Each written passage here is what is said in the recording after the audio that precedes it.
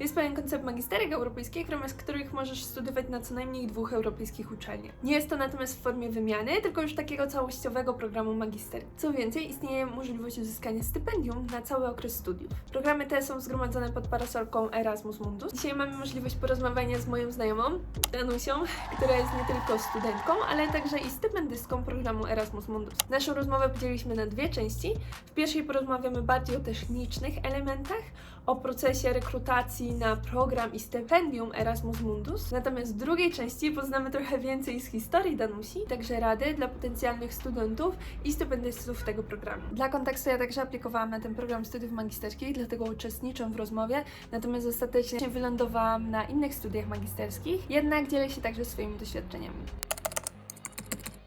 Czy mogłabyś nam przedstawić, powiedzieć coś o sobie? Cześć, nazywam się Danusia. Moi znajomi z zagranicy zazwyczaj nazywają mnie Dani. Obecnie jestem w Austrii, studiuję w ramach programów Erasmus Mundus Joint Master Degrees, co teraz się zmieniło do Erasmus Mundus Joint Masters. Przez ostatnie 6 lat, czyli wszystkie lata moich studiów, dużo podróżowałam i w sumie brałam udział w wielu programach albo wymianach międzynarodowych. Ten Erasmus Mundus jest taką kontynuacją tego, co robiłam wcześniej, czyli tych podróży i nauki. A byłabyś w stanie nam przytoczyć, w jakich programach mobilnościowych brałaś udział? Tego będzie dość dużo, dlatego że moja poprzednia uczelnia, Uniwersytet Ekonomiczny w Krakowie na to pozwalała. Byłam w Hiszpanii na Erasmusie takim zwyczajnym i byłam na stażu w Paryżu na podwójnych dyplomach w Stanach Zjednoczonych, a jeszcze w Austrii na wymianie takiej środkowoeuropejskiej.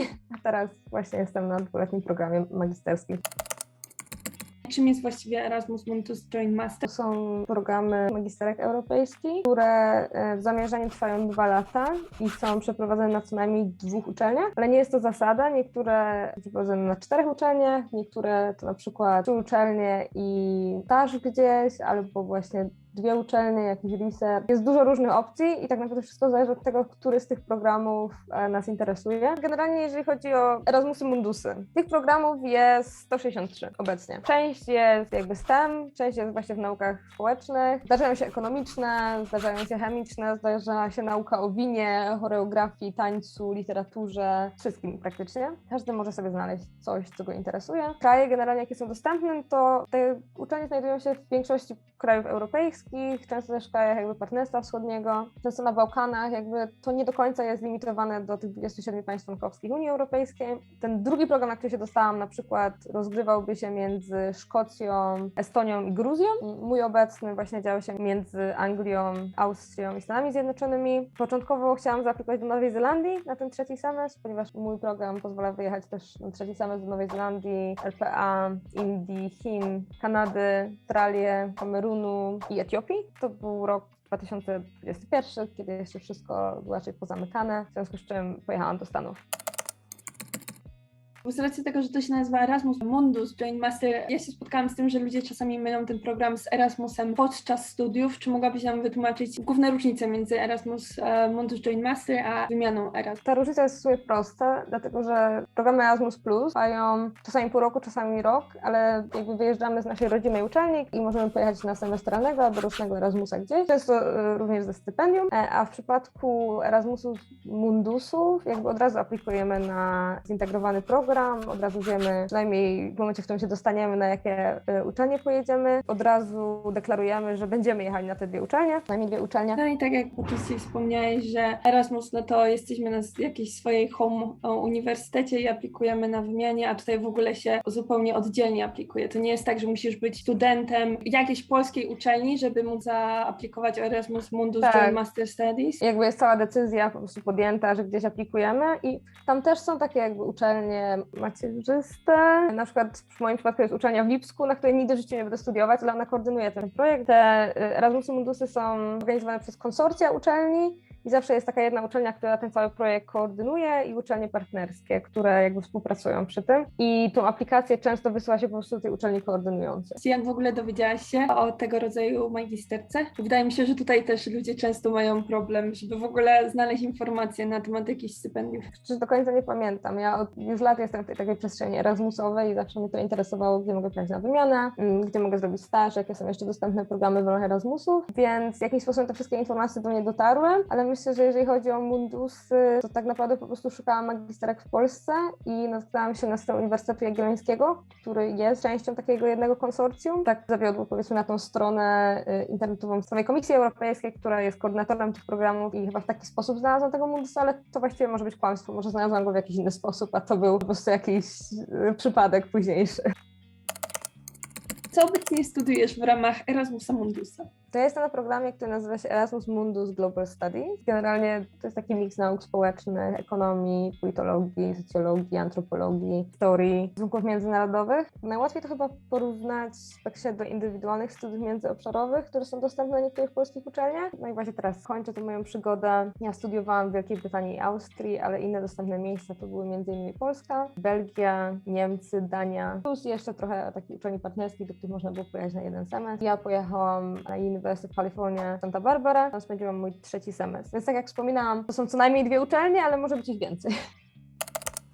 Z kwestii takich bardziej pragmatycznych, kto finansuje Erasmus Mundus Joint Master? Nie, jak w przypadku wszystkich Erasmusów, te pieniądze pochodzą od Komisji Europejskiej. Generalnie Erasmusy Mundusy są rodzajem studiów. A jest też coś takiego jak stypendium Erasmus Mundus i ja jestem beneficjentką tego stypendium, ale też to nie jest do końca zasada, ponieważ nie wszyscy dostają stypendia, a ci, którzy nie dostają stypendiów, zawsze mogą się ubiegać o środki z różnych innych źródeł, z różnych narodowych fundacji, na przykład w Niemczech to jest DAAD, tam niektórzy moi znajomi mają stypendia stamtąd. Część osób po prostu na 1. roku na ich uczelni ubiega się o zwykłe stypendium Erasmus+, na 2. rok to też nie jest tylko jedna ścieżka, którą można podążyć. Ja miałam to szczęście, że akurat dostaję stypendium Erasmus Mundus, ono jest fundowane przez Komisję Europejską i pokrywa teoretycznie koszty życia i transportu każdego roku oraz w przypadku moim to była jakby jednorazowa zapomoga w ramach kosztu przeprowadzki, ale generalnie będzie to po prostu już stała kwota stypendium każdego miesiąca dla wszystkich. W moim przypadku to było też zależne od lokalizacji, z której jechaliśmy na to stypendium, bo z kraju, z którego pochodziliśmy. Czy stypendium wystarcza na wydatki? To jest bardzo dobre pytanie. Też to zależy od lokalizacji. W moim przypadku w Londynie, jeszcze tylko wspomnę, że moje stypendium wynosiło 1000 euro i w Londynie nie było to wystarczające. Za samo mieszkanie w wcale nie najlepszej lokalizacji płaciłam około 800 euro. W przypadku Wiednia to 1000 euro spokojnie wystarcza mi na wydatki, ponieważ mój akademik wynosi tylko 300 euro, więc jakby jest ta ogromna różnica. I w moim przypadku ja akurat pracowałam. Myślę, że grafik pozwala na podjęcie dodatkowej pracy, ale to też będzie zależało zupełnie od studenta. Jakby podjęłam dodatkową pracę, nawet w pewnym momencie miałam 2 prace, ale ja też jestem dość aktywną osobą i lubię dużo robić rzeczy naraz. Jakbyś mogła tak pokrótce powiedzieć, jak wyglądał proces uzyskania stypendium? Pierwsza rzecz, którą warto zapamiętać, to większość deadline'ów na stypendia jest albo w poprzednim roku, w okolicach listopada, grudnia, albo na początku roku, czyli na przykład w momencie, w którym ktoś chciałby się zacząć w 2023 roku. Najprawdopodobniej część deadline'ów będzie właśnie w listopadzie 2022, w grudniu 2022, ewentualnie w styczniu i lutym 2023. Na pewno potrzeba tony dokumentów. To bardzo mocno zależy od programu, ale standardem jest jakby certyfikat z języka angielskiego. W moim przypadku to był TOEFL. Wymagało to też transkryptów.